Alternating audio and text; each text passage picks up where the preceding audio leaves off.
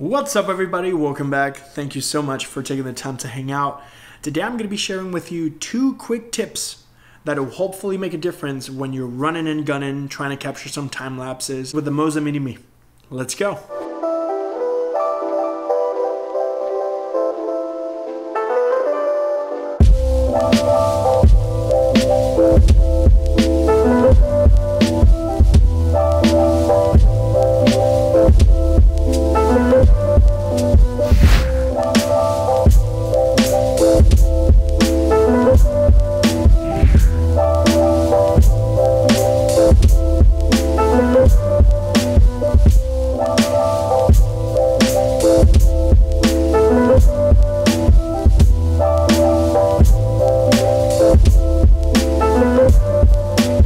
So recently I visited New York City, and you gotta understand, I'm more of a run and gun type of filmmaker. If I see something, I wanna film it, and that's the end of it. One of the things that I often forget to set is my exposure and my focus lock. Typically when you're filming with your smartphone, the phone will automatically focus on the closest subject, or you can tap on the screen to focus. Most devices, if you just simply tap the screen and hold for about a second or two, it will lock the exposure and the autofocus. This is great because if you're recording a time lapse and people are walking in front of your camera, your phone's gonna constantly try to adjust the exposure and the focus, and you're gonna be getting some inconsistent footage. That happens to me all the time. You have no idea how much footage I had to throw away. It was perfect, and then somebody walks right in front of the camera and you get this overexposure because the pants were black. So yeah, definitely something to consider.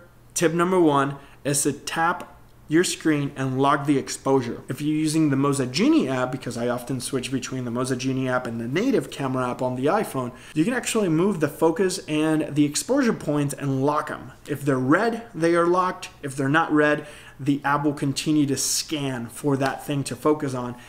And it might be weird. It might look weird after the fact, especially if you're doing a time lapse. You're gonna get that weird wobble effect as the app is trying to find a focus point.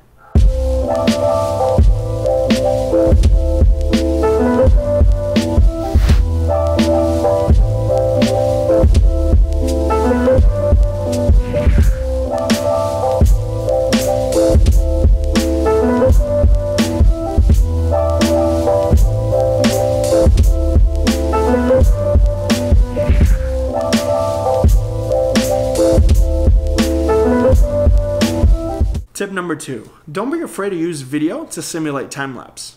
The Moza Mini-MI gives you the flexibility of doing a couple different time-lapse modes. You have regular time-lapse, and then you have advanced motion time-lapse, which allows you to select multiple points and go from point A to point B, C. You get the deal. You can select the interval in which your phone is capturing images and the duration of the entire thing. Now, often, I love to create a start-stop type of effect. Let's say you're in New York City and there's regular video playing back, and then you want everything to move super fast.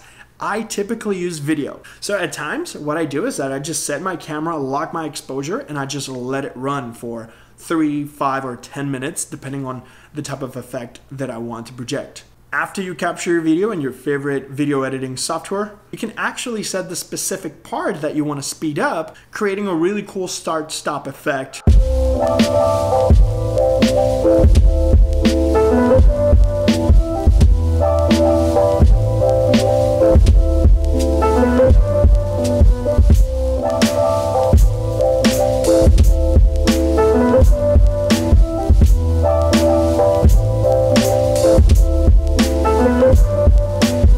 Let me know your thoughts in the comment section down below. If you have any questions, suggestions, drop them down there so we can continue to make content that's relevant for you. Thank you so much for taking the time to hang out with me. I'll catch you on the next one.